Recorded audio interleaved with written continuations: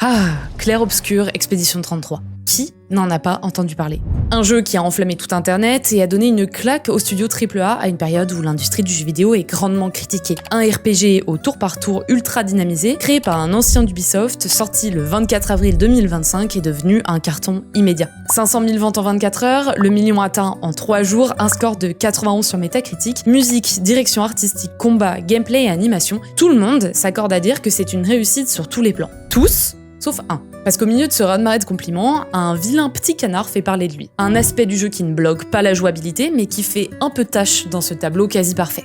Il y a l'un des leads du jeu qui est venu me voir, et en fait il nous a dit « Est-ce que vous pouvez nous donner ce que vous avez pas aimé dans le jeu ?» Et moi, je dis « En vrai, j'ai trop de mal avec l'interface. » Les menus, ou plutôt l'UX, l'expérience utilisateur de ces menus. Et notamment l'ergonomie des interfaces qui n'est pas aussi claire et intuitive que ce qu'elle pourrait être. Et ça me parle. Si vous me connaissez pas, j'ai bossé 3 ans dans l'industrie du web et 3 ans dans l'industrie du jeu vidéo en tant que UX designer, et forcément, c'est un sujet qui m'attire. L'année dernière, je m'étais lancé le défi de redesigner les interfaces de Baldur's Gate 3, un format que vous aviez beaucoup aimé et moi aussi par ailleurs. Alors cette année, je me suis lancé un nouveau défi, redesigner de A à Z tous les menus de Clair Obscur Expédition 33 sous forme de prototypes jouables. Et designer, c'est pas juste une affaire de goût, c'est designer pour les joueurs et les joueuses, et donc pour vous. Alors je vous ai demandé de me donner vos avis, de me parler de vos expériences. J'ai collecté vos retours, analysé vos frictions, redesigné en conséquence, et je vous l'ai fait tester pour voir ce que vous en pensiez. Est-ce que mon redesign répond aux problématiques actuelles du jeu? Bref, que vous soyez curieux de voir comment j'ai analysé le jeu, comment je m'y suis prise tout au long des étapes, à quoi pourrait ressembler un redesign de ces menus, ou encore si je me suis fait allumer par les testeurs une fois que je leur ai montré mon prototype,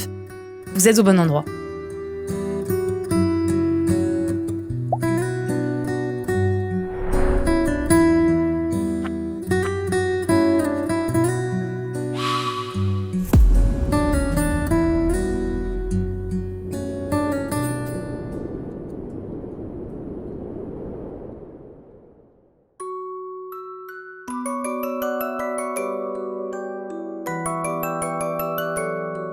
Qui sont les joueurs et joueuses de Expédition 33? Est-ce que c'est uniquement des fans de RPG au tour par tour, des hardcore gamers qui jouent 100 heures pour optimiser chaque build dans les moindres détails, ou bien les gens plus chill, qui aiment les jeux dynamiques avec de belles histoires sans prise de tête? Pour bien designer et pas proposer n'importe quoi, il faut s'intéresser un minimum aux personnes qui jouent au jeu. Tu peux pas proposer un menu super complexe si ta cible du joueur est plutôt casual. Et à l'inverse, tu peux pas proposer des menus hyper simplifiés si ta cible de joueur aime creuser et optimiser. Mais du coup, qui joue à Expédition 33? Pour le savoir, j'ai demandé directement aux personnes qui y ont joué. J'ai créé un sondage et grâce à vous, j'ai récupéré 250 réponses selon lesquelles j'ai réussi à tirer quelques grandes tendances. Les joueurs et les joueuses d'Expédition 33 sont une majorité de personnes qui jouent tous les jours ou à minima plusieurs fois par semaine. La plupart jouent entre 2 à 3 heures par session et majoritairement sur PC, que ce soit avec une manette ou clavier souris, mais aussi pas mal sur console de salon et portable. C'est des joueurs qui sont touche à tout, c'est-à-dire aussi bien action-adventure que RPG, roguelite, jeu narratif, jeu stratégique, FPS, et la majorité de ces joueurs sont solo, bien que ça soit pas une majorité écrasante. Seulement 8% n'ont jamais joué à de RPG avant Clair Obscur, et Baldur's Gate 3 ayant attiré de nombreux joueurs y est sûrement pour quelque chose. Et surtout, c'est des joueurs qui cherchent avant tout l'action, la maîtrise, l'accomplissement et l'immersion. Ils sont très sensibles à la direction artistique et aux musiques du jeu. En somme, ce sont des profils hyper varié. Il n'y a pas un seul type de joueur, mais plusieurs pôles d'intérêt bien marqués. Ah, et il y a un autre point très clair qui est ressorti du sondage. 65% ont répondu que ce qu'ils ont le moins aimé dans le jeu, ce sont les menus. Super, merci What the Fuck avec toutes tes données, mais maintenant on en fait quoi? Bah tu mixes le tout et tu te les cales dans le cul. Non. On mixe le tout et ça donne 3 personas. En gros, des caricatures des joueurs et joueuses d'Expédition 33, l'objectif étant de représenter des segments précis pour se faire un ordre d'idée. Si vous voulez plus d'infos sur ce que sont des personas, go regarder mon seul et unique blockbuster, la vidéo sur les types de joueurs. On entretient la fame comme on peut. Pour revenir au persona, on se retrouve donc avec Nicolas, qui est le hardcore gamer, qui a toujours aimé les turn-based games, alors quand il a entendu parler de Expédition 33, il a foncé. Nicolas, il recherche un système de jeu profond et cohérent, il aime pas trop être pris par la main, et surtout il aime se plonger dans un univers complexe, se challenger, et pour le coup, il a le temps, parce que généralement il joue tous les jours environ 2 à 3 heures. Ensuite, on a Marie, qui est la multifacette. Elle aime tous les types de jeux, mais surtout ceux qui proposent des expériences marquantes, comme Persona, Baldur's Gate 3, Undertale ou même Blueprints. Des jeux forts en narration ou à forte identité esthétique. Autant vous dire que Expédition 33 cochait littéralement toutes les cases. Elle a besoin d'un univers fort et original, elle aime pas quand les interfaces sont chargées et lisibles, et surtout, elle veut être immergée, le temps de 1 à 2 heures plusieurs fois par semaine, quand elle prend le temps de jouer.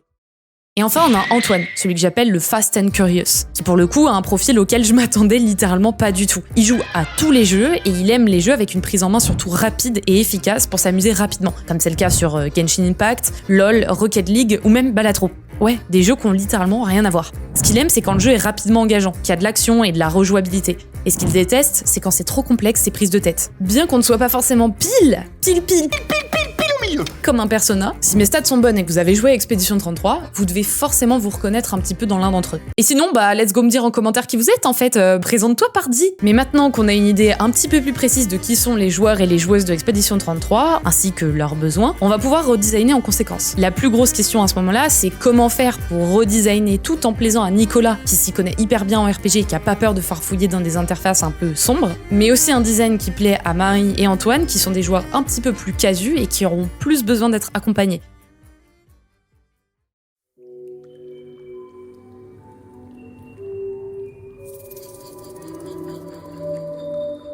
Parlons des frictions que chaque personne a rencontrées et des solutions que je propose. Mais avant ça, petit disclaimer. Je tiens à dire que j'ai un immense respect pour le travail des designers de Sandfall et qu'il est toujours plus simple d'analyser et de faire des recommandations une fois le jeu sorti. Ce redesign, c'est avant tout un challenge perso et un format que j'adore faire avec vous sur la chaîne. Mais mes analyses ne prennent pas en compte toutes les contraintes auxquelles le studio a dû faire face. Et surtout, je prétends pas détenir la vérité absolue. Alors, si vous avez d'autres idées, n'hésitez pas à dire tout ça en commentaire. Sur ce, merci d'avoir écouté mon mini TED Talk et on peut passer au cœur du sujet. Tout ne s'est pas passé comme prévu. Dans ce genre de challenge, je fais d'abord une analyse du jeu, un audit d'expert UX, s'il faut dire les termes et se la péter un peu, et je regarde aussi les retours sur internet. Je me retrouve donc avec plusieurs zones du jeu qui semblent avoir quelques frictions.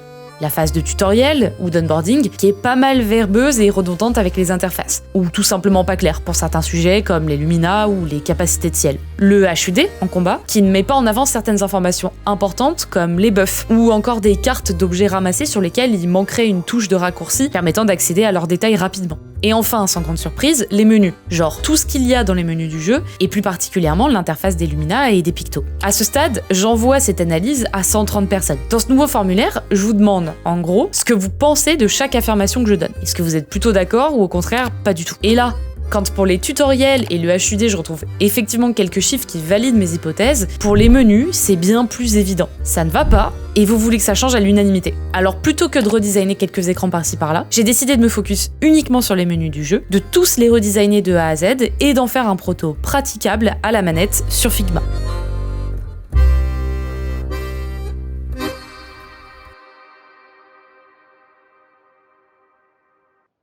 Dans ces menus, il y a un gros hic qui saute à la figure et qui n'échappe à personne. La direction artistique, elle est belle, ça c'est sûr, mais elle est pas pratique. Faut qu'on en parle dès maintenant parce que ça va revenir littéralement sur chaque écran. C'est un problème qui est global. Et si je dis ça, c'est parce que les plus grosses frictions que vous m'avez remontées, c'est l'organisation générale des menus, qui n'est pas claire, vous ne savez pas rapidement où aller ni où trouver une information, et la difficulté à distinguer les différents éléments de la UI. Les boutons, les onglets, les filtres, tout se ressemble. Quand on arrive sur cette page épurée, on pourrait croire que tout est ok. Mais quand on regarde dans le détail, le journal et l'inventaire sont sous forme de boutons placés un peu au milieu de nulle part. Les boutons des personnages sont tout en bas, écrits en petit avec plusieurs infos dans ce même bouton. Pour lire l'argent que contient le groupe, il faut rediriger le regard en haut à droite, et pour voir le reste des ressources du groupe, il faut de nouveau baisser le regard en bas à droite. Et enfin, pour retirer un personnage du groupe, c'est caché, alors que c'est une action qui est relativement importante. En gros, c'est beau, ça laisse la place au personnage, mais c'est pas hyper pratique. Là, je prends l'exemple de cet écran, mais vous verrez que c'est exactement les mêmes problématiques dans toutes les autres interfaces. Ma solution, c'est de réorganiser l'information de la page, de telle sorte à ce que ce soit plus naturel pour le regard, et qu'on arrive plus rapidement à savoir où trouver quelle info. La vie en haut pour les personnages, les ressources à droite, et les onglets pour naviguer entre le journal, l'inventaire et le groupe, placés tout en haut de l'écran.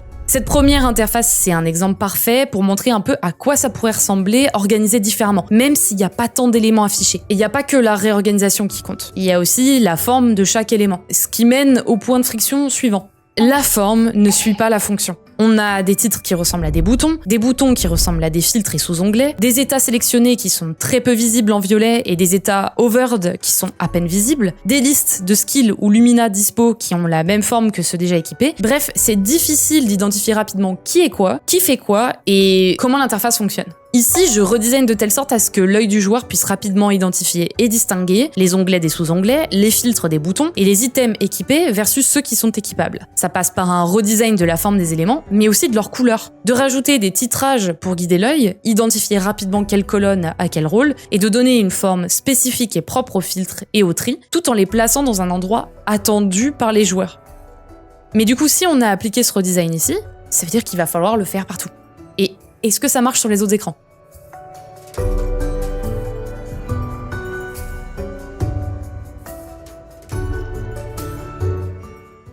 Au niveau de l'interface de la build, c'est un peu les mêmes remarques que précédemment. L'art est hyper beau, mais dès qu'on commence à parler de la lisibilité et de la hiérarchisation de l'info, ça se corse. L'organisation de l'info est assez aléatoire, le texte est parfois écrit très petit, la traduction semble parfois poser problème, et au-delà de la page en elle-même, il y a un truc dans la navigation qui cloche. Les armes sont à gauche, les pictos aussi, mais les lumina, pourtant étroitement liés aux pictos, sont tout à droite, et la garde-robe est déposée un peu au pif dans les stats. En gros, on a du mal à comprendre comment les différents éléments ont été disposés, ça pourrait être plus intuitif. À côté de ça, on peut pas dérouler la liste des lumina tant qu'on ne va pas à la manette dans la zone dédiée, et on n'a aucun moyen de savoir à quoi correspond quoi si on a oublié le tuto et qu'on a besoin d'un rappel. Alors dans ce cas, moi j'ai réorganisé les différents éléments pour mieux distinguer la partie picto de la partie arm skill et lumina et ensuite les statistiques. On oriente le regard de gauche à droite, on permet à la manette de dérouler la liste des lumina en un coup de joystick, on fait un peu de place et tout ça, ça va aider pour le point suivant. Parce que oui, cet écran, c'est une vraie plaie dès qu'on clique sur un des éléments. Pourquoi cliquer sur un picto à modifier ici, mais devoir recliquer sur celui dans la page dédiée pour reconfirmer que c'est bien lui que je veux modifier. Et c'est de nouveau la même chose pour les skills. Et si l'intérêt des designers c'était d'emmener directement le joueur sur l'élément dans la page dédiée pour pouvoir vite lire le détail de l'item, alors dans ce cas, pourquoi ne pas afficher ce détail dès la page de la build? Techniquement, il y a de la place. Le tout rend la navigation un petit peu bancale, et bien que les écrans soient pas trop nombreux ni trop complexes, ça devient rapidement difficile de naviguer dans les menus sans rencontrer quelques frictions ou quelques couacs. Du coup, en réorganisant l'interface comme je l'ai fait, je donne les mêmes infos que dans le jeu à ce stade, si ce n'est plus dans certains cas. Le joueur peut passer sur chaque picto et voir son détail. En cliquant sur l'un, il arrive directement dans un état où on lui propose de le remplacer par un autre picto. Et le joueur a les mêmes infos que dans le jeu concernant les lumina et les skills. Il peut simplement plus en sélectionner un seul. Il doit passer par la catégorie entière et ensuite choisir ce qu'il souhaite faire dans la page.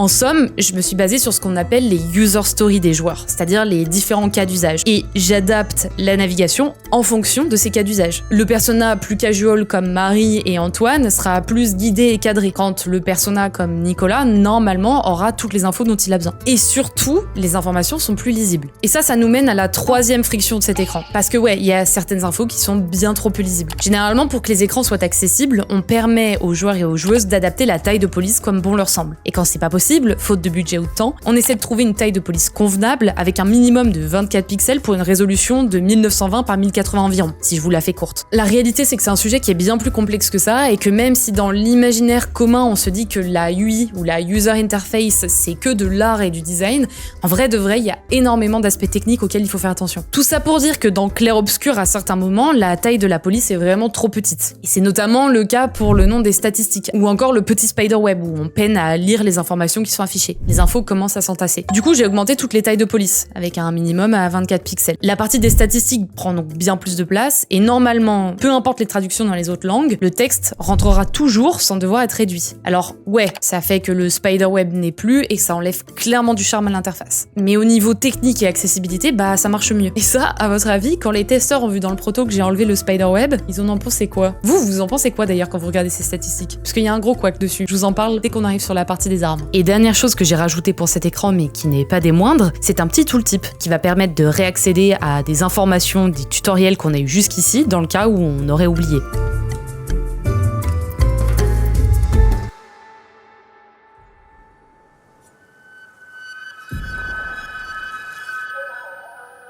C'est littéralement l'interface sur laquelle vous m'attendiez le plus. Il y a deux frictions principales que vous m'avez remontées sur cet écran. La navigation dans ce menu est pas du tout simple ni intuitive, et les informations sont pas bien organisées ni faciles à trouver. Si on regarde la navigation, c'est un énorme point noir à la manette en tout cas. Arriver sur cette page, c'est avoir précédemment cliqué sur un des pictos de la build. On se retrouve le curseur de la manette placé sur le picto en question, en plein milieu de l'écran, et là, bon chance pour comprendre intuitivement comment ça marche. En vrai que j'exagère un peu, mais no joke, j'ai dû pas mal bidouiller à la manette pour essayer de bien imprégner dans mon petit cerveau comment ça fonctionnait. Par défaut, Picto, même si t'as cliqué sur le Picto avant, ça te met pas en état de modification de celui-ci tout de suite. Faut recliquer dessus. Cliquer sur un élément de gauche te demande ensuite de recliquer sur le Picto à équiper, et une fois ça va te placer sur le Picto du haut, une fois sur celui du bas. Bref, en fait, ça te replace sur le dernier sur lequel tu es passé à la manette. In fine, tu vas finir par arriver à naviguer là-dedans, hein, c'est sûr. C'est juste compliqué pour pas grand-chose. En fait, on sent vraiment que Sandfall a voulu couvrir tous les cas, et qu'au final, en voulant tout couvrir et restreindre le moins possible, ça a un petit peu tout complexifié pour tout le monde. Du coup, je propose de cadrer un peu tout ça.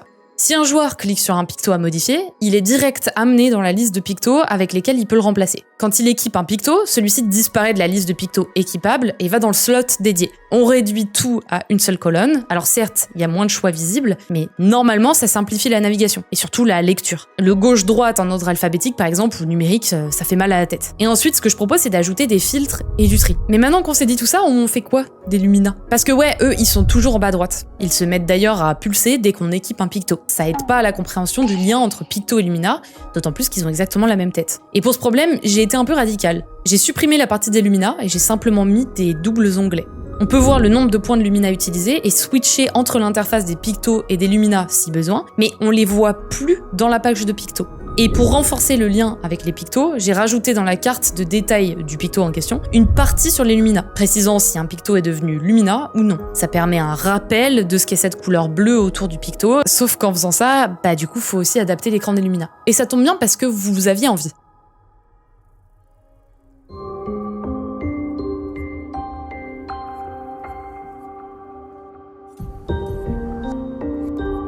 Pour les Lumina, c'est comme les pictos. Vous m'avez remonté 2 frictions principales, mais extrêmement gênantes. Vous n'avez pas compris ce qu'était un Lumina dès l'introduction de ceci, voire vous avez parfois compris très tard, et j'en fais partie. Je viens de mettre mon picto, qui a donc un Lumina qui est associé, par défaut, sauf que je n'ai pas fait 4 combats avec ce picto, donc je ne l'ai pas transformé en Lumina, peut être accessible à tout le monde, c'est juste à moi. Ça me paraît trop bizarre. Ah putain, c'est bon, je l'ai. Et ça m'a fait du bien de parler de ça avec vous, putain. Et de nouveau, vous trouvez la navigation pas du tout simple ni fluide. Vous trouvez les informations mal hiérarchisées. Si on rentre un peu plus dans le détail, les Lumina ne parlent pas d'eux-mêmes. Si on n'a pas lu dans le détail le tutoriel les concernant, ou si on n'a pas du tout retenu, on oublie extrêmement facilement comment ça fonctionne, et on a du mal à comprendre. Pourquoi certains Lumina coûtent des points et d'autres pas. Ici, réorganiser l'interface de telle sorte à ce que le fonctionnement des Lumina soit explicite peut aider selon moi. On a donc d'un côté des Lumina équipés manuellement qui coûtent des points, et de l'autre côté, une zone de Lumina équipée par défaut, dépendamment des pictos du personnage. Comme ça, plus de doute. Et la lecture de l'interface est facilitée. On n'a plus à chercher dans la liste ce qui est équipé ou non. Mais ça règle pas le souci de l'organisation de l'interface de manière générale. Et là, en même temps, les interfaces du jeu, elles nous ont pas aidés. Parce que tout change de place, bien que tout se ressemble. Est-ce que ça vous dit de jouer au jeu des 7 différences ?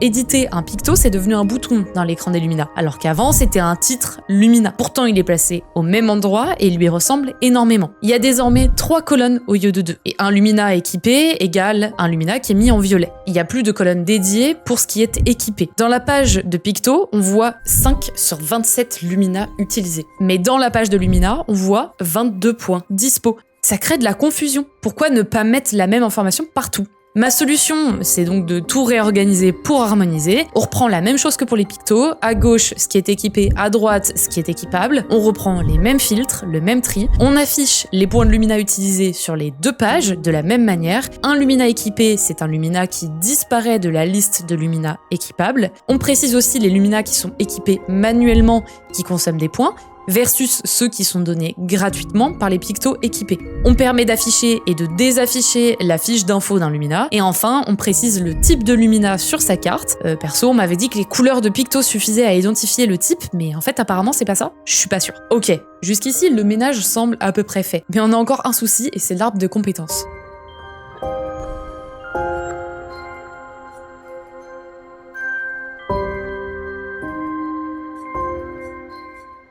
Vous êtes 63% à vouloir gérer vos compétences depuis l'arbre de compétences, c'est-à-dire les assigner et les retirer. Et vous êtes 85% à vouloir savoir quelles compétences sont assignées ou non directement sur cet arbre de compétences. Ce qui est actuellement dans le jeu, pas le cas. Alors du coup, ici, pour que l'arbre de compétences ne soit pas juste inutile quand on n'est pas un drapeau, j'ai essayé de le rendre un peu plus pratique. J'ai affiché les points d'action de chaque compétence débloquée, j'ai affiché quand une compétence était équipée ou non, j'ai permis aux joueurs de la déséquiper et la rééquiper via l'arbre, sans être directement ramené dans l'interface des compétences et devoir cliquer une deuxième fois. J'ai affiché les points disponibles à un endroit plus logique pour la lecture, selon moi en tout cas, et j'ai placé la carte descriptive directement à côté de la compétence sélectionnée, cette description étant affichable ou non. Et ça, je sais que ça peut faire un peu débat, mais on en reparlera quand je vous expliquerai les retours que j'ai eus.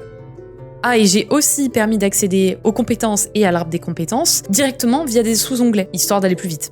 Ici, je me suis posé la question de l'utilité des statistiques, parce que pour un profil un petit peu casu comme Marie et Antoine, honnêtement, je les aurais bien enlevés. Mais je suppose qu'un profil un petit peu plus hardcore comme Nicolas aime optimiser sa build, et donc c'est pour ça que j'ai décidé de laisser les statistiques. Honnêtement, s'il y a des Nicolas en commentaire, je suis assez chaude d'avoir vos retours là-dessus, parce que c'est pas une question que j'ai posée. Et d'ailleurs, ces statistiques, vous les voyez depuis le départ, et pour les plus aguerris et hardcore d'entre vous, je sais que vous vous posez des questions dessus si vous avez bien observé. J'ai retravaillé cet écran pour qu'il soit homogène avec tout le reste de mon redesign, et en fait j'ai fait une grosse boulette.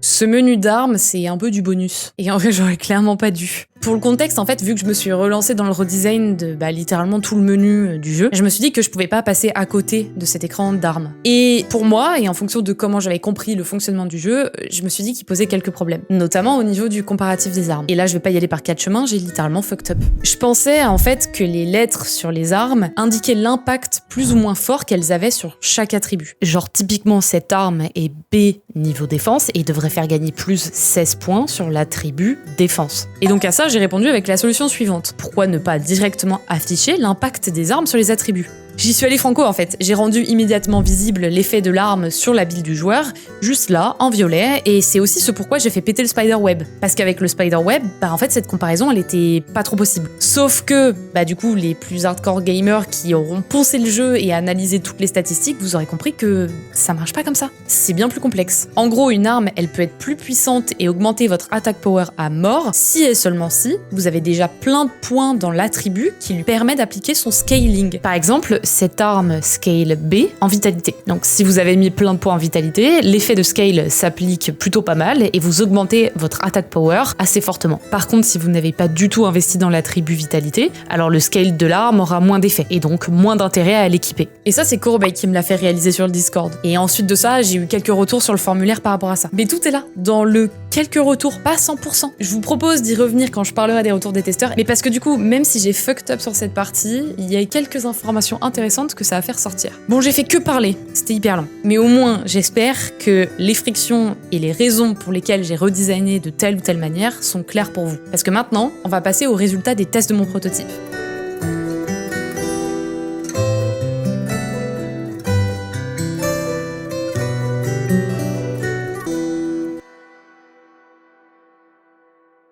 On arrive à la partie la plus croustillante de la vidéo, vos avis sur mon prototype. Spoiler alerte, il y a littéralement de tout. Rapide mise en contexte avant le bûcher. J'ai testé ce prototype sur 73 personnes, et l'objectif c'était d'avoir des retours extrêmement rapides sur mon redesign. D'ailleurs, merci infiniment aux 73 personnes qui ont réalisé ce test, parce que c'était pas dans les meilleures conditions. Pendant les vacances, même pas une semaine pour le faire, une manette obligatoire, enfin bref. Merci, vous êtes les GOAT. Et à côté de ça, mes tests, c'est pas digne d'un user researcher expert. C'est dans un contexte de challenge pour une chaîne YouTube. Oui, si vous vous posez la question, il y a des biais. Et en dernier point, j'ai pas pris en compte tous les retours sur la UI, donc c'est-à-dire l'aspect purement artistique. Même si moi, dans mon prototype, j'ai appliqué une couche UI pour que vous puissiez vous projeter au mieux, de base, je fais du noir et blanc. C'est pas du tout mon métier UI designer. L'objectif, c'était de retravailler l'ergonomie et pas du tout l'art, que honnêtement, je trouvais magnifique, même s'il y avait 2-3 soucis niveau accessibilité. Et maintenant, on peut enchaîner. Sur cet écran, il y a pas mal de choses qui sont remontées, mais je vais essayer de vous briefer les plus intéressantes. Le premier chiffre qui m'intéresse énormément, c'est que 77% des testeurs ont trouvé la réorganisation du menu du groupe pertinente, voire même très pertinente par rapport au jeu. Par contre, il y a que 55% des testeurs qui trouvent le nouvel affichage des ressources pertinent, quand 21% sont neutres. À côté de ça, il y a 90% des personnes qui trouvent pertinent, voire très très pertinent, le fait que les boutons inventaire et journal soient devenus des onglets. Et 86% valident le changement de la UI qui permet de mieux distinguer les différents états des items. Si on va farfouiller un petit peu dans les écrits, on voit qu'il y y a des personnes qui remontent par exemple que les ressources sur la droite prennent un petit peu trop de place. Et il y a des retours aussi très positifs sur la navigation. Les testeurs disent la trouver nettement améliorée et avoir l'impression de naviguer beaucoup plus facilement. En ce qui concerne l'écran de la build, 67% trouvent la réorganisation pratique, voire très pratique par rapport aux écrans du jeu. Et 66% trouvent la réorganisation des statistiques sur la droite pertinente. Par contre, on a 41% de personnes qui trouvent que le spiderweb manque. On a quand même 38% des personnes qui semblent perturbées qu'on ne puisse pas directement sélectionner un Lumina, un skill via cette interface. Et enfin, 73% trouvent l'option Inspect Mode pertinente, voire très pertinente. Dans les remontées écrites, c'est là qu'on commence à avoir une distinction entre les personas. On voit que le persona Nicolas commence à être un peu plus perturbé parce qu'il s'inquiète de ne pas avoir toutes les informations au moment où il en a besoin. Et ce que je remarque aussi, les retours m'y ont fait penser, c'est que même si la majorité a l'air de dire que la navigation leur plaît plus, la réalité c'est que cette navigation est plus complexe à terme pour Nicolas. Et c'est là qu'on voit que redesigner pour le bien de l'ergonomique, c'est pas trop compliqué, mais par contre commencer à prendre en compte tous les besoins des différents personnages, ça devient plus complexe. On arrive donc au nerf de la guerre, les pictos, là où j'étais la plus attendue. Et ici, on a 67% des personnes qui préfèrent la navigation du prototype comparée à la navigation du jeu, et 22% qui sont neutres. La liste de pictos était plus petite, et ça c'était quelque chose où je me disais que potentiellement vous n'alliez pas aimer, mais seulement 21% ont l'air d'être dérangés par ça. De manière générale, 80% des personnes apprécient le redesign, et surtout la distinction entre picto équipé versus picto équipable. Mais attention, ce prototype a des limites. Si dans la théorie telle quelle il semble fonctionner, une fois endgame, qu'est-ce qui se passe? Certes, la liste de pictos est plus condensée, on en voit moins d'un coup, et ça facilite la lisibilité, mais qu'est-ce qu'il en sera quand on aura une liste énorme de pictos? Est-ce que les filtres que j'ai proposés suffiront?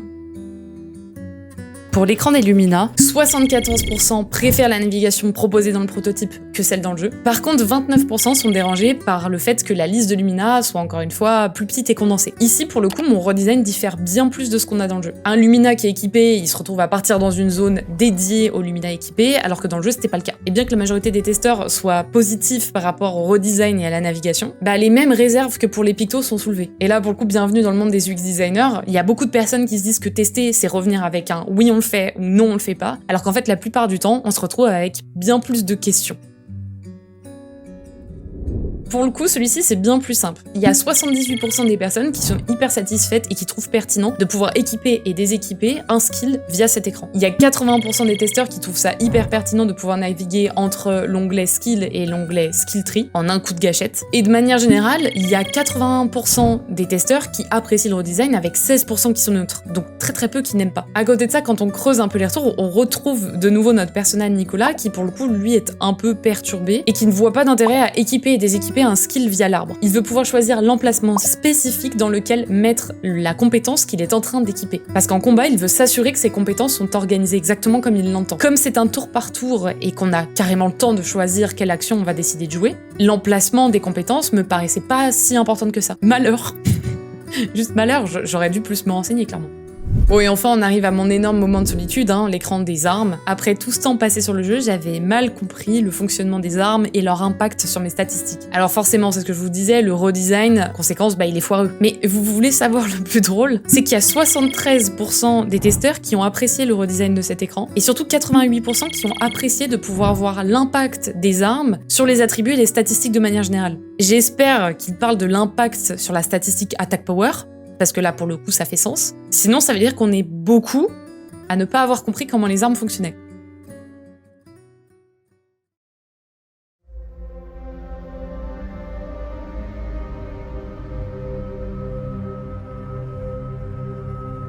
Au final, on se retrouve avec des avis positifs sur le redesign, dans la majorité des cas, mais aussi des interrogations, des suggestions, et pour finir, énormément de nouvelles questions. J'ai beau être joueuse et UX designeuse, c'est pas pour autant que les solutions que je propose sont instantanément celles qui vont fonctionner. D'ailleurs, j'aimerais bien savoir ce qu'en pensent les designers de Sandfall de ce redesign. Et il se pourrait d'ailleurs que je leur ai posé la question, parce que j'ai envie de faire exactement pareil que pour Baldur's Gate 3, et de vous faire une vidéo dédiée au retour des personnes directement concernées. Alors, si ça t'intéresse, je te conseille fortement de t'abonner et d'activer la petite cloche, surtout parce que vous êtes énormément à ne pas l'avoir activée. Croisez les doigts pour que j'arrive à décrocher une interview et que je puisse vous poster ce genre de vidéo, parce que c'est toujours hyper intéressant d'avoir les coulisses du jeu vidéo. De nouveau, merci infiniment aux personnes qui ont pris le temps de réaliser ce challenge avec moi. Mais aussi, merci infiniment aux personnes de Twitch qui m'ont accompagné sur les différentes étapes de ce challenge-là. Ça m'a fait trop plaisir en fait de faire ça avec vous. Pour les plus curieux d'entre vous, j'ai mis le lien du proto directement en description et j'ai même mis le fichier Figma accessible sur la communauté Figma. Alors pour ça, je crois qu'il vous faut un compte, mais vous avez tout en description. Et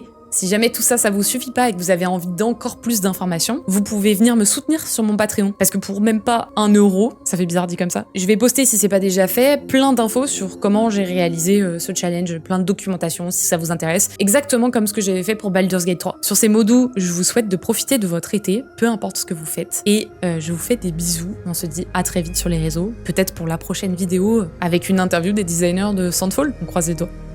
Bisous!